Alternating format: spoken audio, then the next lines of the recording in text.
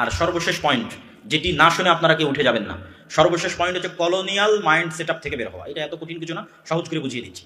Colony মানে উপনিবেশ। উপনিবেশ কি? আমরা 190 বছর ব্রিটিশের গোলাম ছিলাম, এটা কি বলা হয়? কলোনি। আমরা 190 বছর ব্রিটিশের গোলামি করেছি, মানে আমরা ব্রিটিশের কলোনি ছিলাম। তো আমরা যেমন ব্রিটিশের কলোনি ছিলাম, তো 190 বছর কি অল্প দিন না অনেক দিন? 16 বছরে বলে বাংলাদেশের মানুষের নিঃশ্বাস বন্ধ হয়ে গেছে, তারা কল্পনা করেন তো 190 বছরে কি হয়েছে। তো 190 বছর যারা গোলাম থেকেছে তারা তো আমাদেরই বাপদাদা, আমাদেরই দাদা পরদাদা। তারা তো আপনি বলে 16 বছরের নিঃশ্বাস বন্ধ দিলে 190 বছরে কি হতে পারে? তো 190 বছর যে আমরা ব্রিটিশদের গোলামি করেছি, ওটা রক্তের মধ্যে এমন ভাবে মিশে গেছে যে আমরা ওই কলোনিয়াল মাইন্ড সেট আপ, দাসত্বের মন মানসিকতা থেকে বের হতে পারছি না।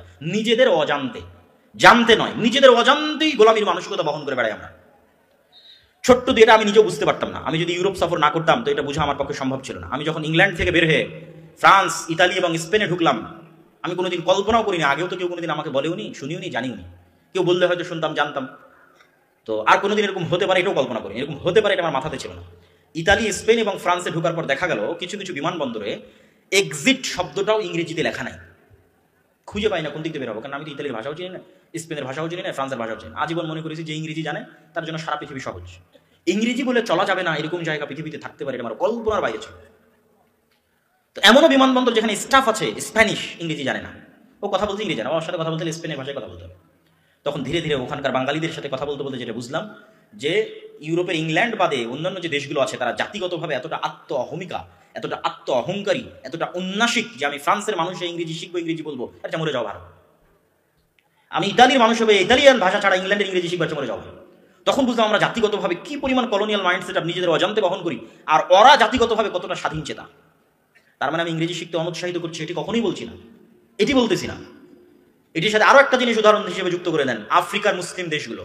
আমাদের মদিনা বিশ্ববিদ্যালয়ে অনেক আফ্রিকান মুসলিম দেশের স্টুডেন্ট ছিল, ওদের সেকেন্ড ল্যাঙ্গুয়েজ ফরাসি। ভাই তোমার সেকেন্ড ল্যাঙ্গুয়েজ কেন ফরাসি হবে? তো আমি যেমন ছিলাম ইংল্যান্ডের গোলাম, ও ছিল ফ্রান্সের গোলাম, এই জন্য সেকেন্ড ল্যাঙ্গুয়েজ ফরাসি। তাহলে সারা মুসলিম বিশ্ব এরকম ইউরোপের বিভিন্ন দেশের গোলাম ছিল, কেউ 100 বছর, কেউ 500 বছর, কেউ 190 বছর, কেউ 200 বছর, কেউ 300 বছর। তখন সবাই নিজ নিজ রক্তের মধ্যে গোলামি বহন করে বেড়াচ্ছে। এই জন্য নিজের অজান্তে যখন দেখি একজন মানুষ প্যান্ট শার্ট পরে আছে, গলায় টাই পরে আছে, অনেক স্মার্ট মনে হয়। আবার আরেকজন মানুষকে যখন দেখি এরকম আলখেলা পরে আছে, মাথায় রুমাল দিয়ে আছে, তখন নিজের অজান্তেই মনে হয় ইনি হয়তো কিছু জানে না, ইনি হয়তো আনস্মার্ট। এই যে নিজের অজান্তে এই জিনিসগুলো তৈরি হয়, এগুলো হচ্ছে কলোনিয়াল মাইন্ড সেট আপ থেকে আমাদের মধ্যে চলে এসেছে। একটা অফিসের রুলস হচ্ছে স্মার্ট হতে হলে তাকে দাড়ি চাচতে হবে। বাংলাদেশের আর্মি, পুলিশ সব জায়গায় রুলস, দাড়ি চাচলে সে অফিস আসতে পারবে, এটাই স্মার্টনেস। এটা হচ্ছে কলোনিয়াল মাইন্ড সেট আপ। কেন এই বাংলাদেশ আর্মি পাকিস্তান আর্মির খণ্ডিত অংশ, পাকিস্তান আর্মি ইন্ডিয়ান আর্মির খণ্ডিত অংশ, ইন্ডিয়ান আর্মি ব্রিটিশ আর্মির খণ্ডিত অংশ। তাহলে বাংলাদেশ আর্মি কোন রুলস অনুযায়ী চলতেছে, কোন প্রভাবে চলছে, ওই ব্রিটিশ আর্মি যেভাবে তৈরি হয়েছিল তার, ব্রিটিশ আর্মি থেকে ইন্ডিয়ান, ইন্ডিয়া থেকে পাকিস্তান, পাকিস্তান থেকে বাংলাদেশ। ওই জন্য তার কাছে দাড়ি কাঁচা অবস্থায় অফিসে আসলে এটা স্মার্টনেস। এরকম আরো অসংখ্য উদাহরণ পেশ করা যাবে আপনার সমাজে, রন্ধ্রে রন্ধ্রে ঢুকে আছে, যেগুলো আপনি নিজেও জানেন না, কিন্তু সেগুলো আপনি বহন করছেন মূলত কলোনিয়াল গোলামির কারণে। আর গত 16 বছর আমাদেরকে ভারতের কলোনি বানানো হয়েছে, ভারতের উপনিবেশ বানানো হয়েছে। আপনি যে কোনো হিন্দুয়ানি সংস্কৃতির উপর যদি নিজের অজান্তে দুর্বলতা অনুভব করেন, তাহলে বুঝতে হবে আপনি Indian colonial mind set up বহন করছেন। যদি বলিউডের গান, হিন্দি গান আপনাকে ভালো লাগে, তাহলে এটা ইন্ডিয়ার সফট পাওয়ার। আপনি ইন্ডিয়ান মানসিক দাসত্ব বহন করে বেড়াচ্ছেন বলিউডের গান ভালো লাগার কারণে।